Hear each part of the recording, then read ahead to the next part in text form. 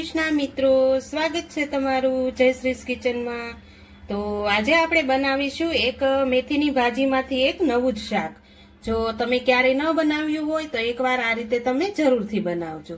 તો અહીંયા મેં મેથીની ભાજી લઈ લીધી છે। મેથીની ભાજી એકદમ સરસ ધોઈ કોરી કરી અને કટિંગ કરી લીધું છે। તો હવે હું તેમાં બધા મસાલા એડ કરી દઉં। સૌથી પહેલા આપણે અહીંયા અડધી ચમચી કરતાં પણ ઓછી હળદર એડ કરીશું, ચપટી જેટલી હિંગ એડ કરીશું, સ્વાદ પ્રમાણે નમક એડ કરીશું, 1 ચમચી જેટલું ધાણા જીરું પાવડર એડ કરીશું।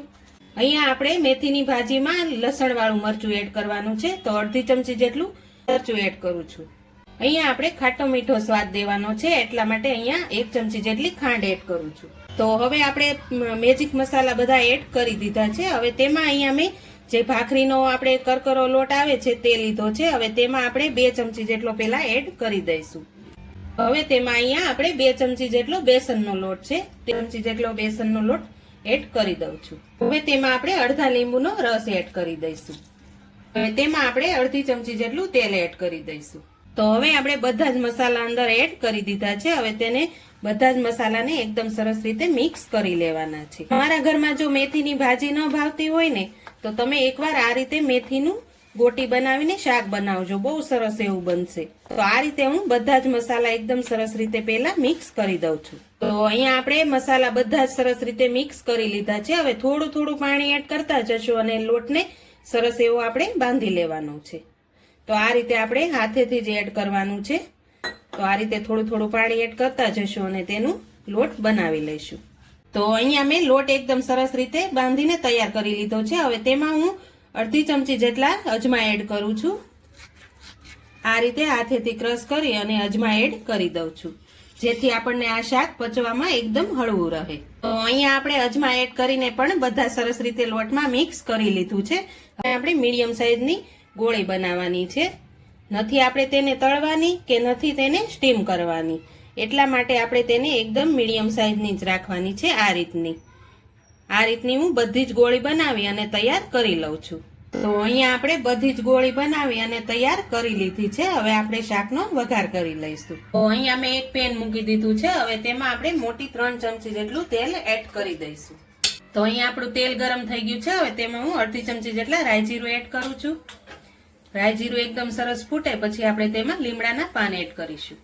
તો અહીંયા આપણા રાઈ જીરું એકદમ સરસ રીતે ફૂટી ગયા છે। હવે તેમાં આપણે લીમડાના પાન એડ કરીશું, ચમચી જેટલી હિંગ એડ કરીશું। હવે તેમાં મેં અહીંયા ડુંગળી કટિંગ કરીને લીધી છે તે એડ કરી દઈશું। તો અહીંયા આપણે ડુંગળીને એકદમ સરસ રીતે સાતળી લઈશું। થોડીક બ્રાઉન કલરની થાય ત્યાં સુધી આપણે તેને સાતળવાની છે। તો અહીંયા આપણી ડુંગળી પણ એકદમ સરસ રીતે સાતળાઈ ગઈ છે। હવે તેમાં હું ટમેટાની પ્યુરી એડ કરી દઉં છું, એ પણ આપણે એકદમ સરસ રીતે મિક્સ કરી લેવાનું છે। તો અહીંયા આપણે ટમેટા પણ એકદમ સરસ રીતે મિક્સ કરી લીધા છે। હવે ટમેટા અને ડુંગળી એકદમ સરસ રીતે ચડી જાય તેમાં આપણે બધા મેજિક મસાલા એડ કરી દઈશું। તો અહીંયા અડધી ચમચી કરતાં પણ ઓછી હળદર એડ કરું છું, ચમચી જેટલું ધાણા જીરું પાવડર, સ્વાદ પ્રમાણે નમક, અહીંયા આપણે લસણ વાળું મરચું લીધું છે તે એડ કરવાનું છે। તો હવે આ બધા જ મસાલાને એકદમ સરસ રીતે આપણે મિક્સ કરી લેવાનું। તમે જો એકવાર આ રીતે બધા જ મસાલા એડ કરીને શાક બનાવજો, બહુ સરસ એવું બનશે। તો અહીંયા આપણે બધા જ મસાલા એડ કરી એકદમ સરસ રીતે મિક્સ કરી લીધું છે। હવે તેને એકદમ તેલ છૂટું પડે ત્યાં સુધી આપણે તેને ચડવા દઈશું। તો અહીંયા આપણું તેલ પણ એકદમ સરસ રીતે છૂટું પડી ગયું છે। હવે આપણે તેમાં 2 ચમચી જેટલું હું દહીં એડ કરું છું। અહીંયા દહીં આપણે મોળું લેવાનું છે। આપણે ધાબા સ્ટાઇલ શાક બનાવીએ છીએ એટલે આપણે તેમાં દહીંનો ઉપયોગ કર્યો છે, એટલે આમાં દહીંની જરૂરથી પડે છે। એકદમ સરસ રીતે આપણે તેને મિક્સ કરી લેવાનું છે। તો અહીંયા આપણે દહીં પણ એકદમ સરસ રીતે મિક્સ કરી લીધું છે। હવે તેમાં આપણે થોડીક ગ્રેવી બનાવવા માટે અડધા ગ્લાસ જેટલું અહીંયા પાણી એડ કરું છું। તો અહીંયા આપણે પાણી પણ એડ કરી દીધું છે। હવે પાણી ઉકળે પછી જ આપણે ગોટી એડ કરવાની છે। તો હવે પાણી ઉકળી જાય ત્યાં સુધી આપણે તેને ઉકળવા દેવાનું છે। તો અહીંયા આપણી ગ્રેવી એકદમ સરસ રીતે ઉકળી ગઈ છે। હવે તેમાં આપણે બધી જ ગોટીને એડ કરી દેવાની છે। આપણે ગોટીને એકદમ થોડીક અલગ અલગ રાખવાની છે, જેથી તે અંદરથી એકદમ સરસ રીતે પાકી જાય। તો આ રીતે હું બધી જ ગોળીને અંદર એડ કરી દઉં છું। તો અહીંયા આપણે બધી જ ગોળી અંદર એડ કરી હવે તેને 4 થી 5 મિનિટ સુધી ચડવા દઈશું। તો અહીંયા આપણું શાક એકદમ સરસ એવું બની અને તૈયાર થઈ ગયું છે, તમે જોઈ શકો છો। હવે તેમાં હું ઉપરથી થોડોક ગરમ મસાલો એડ કરું છું। તેને પણ એકદમ સરસ રીતે આપણે મિક્સ કરી લેવાનું છે. તો અહીંયા આપણું શાક બની તૈયાર થઈ ગયું છે. હવે હું ગેસની ફ્લેમ બંધ કરી દઉં છું અને ઉપરથી આપણે થોડાક લીલા ધાણા એડ કરી દઈશું. તો બનીને તૈયાર થઈ ગયું છે. હવે હું એક સર્વિંગ પ્લેટમાં તેને લઈ લઉં છું. તો તૈયાર છે આપણું એકદમ મેથીમાંથી નવું જ શાક બનીને.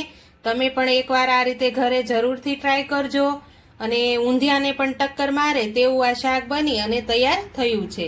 તો તમને જો મારી આજની રેસીપી પસંદ આવી હોય તો મારા વિડીયોને લાઈક કરજો, વધુમાં વધુ શેર કરજો અને હજુ સુધી મારી ચેનલને સબસ્ક્રાઇબ ન કરી હોય તો પ્લીઝ સબસ્ક્રાઇબ કરી દેજો અને કોમેન્ટ કરીને કહેજો કે આજની રેસીપી તમને કેવી લાગી.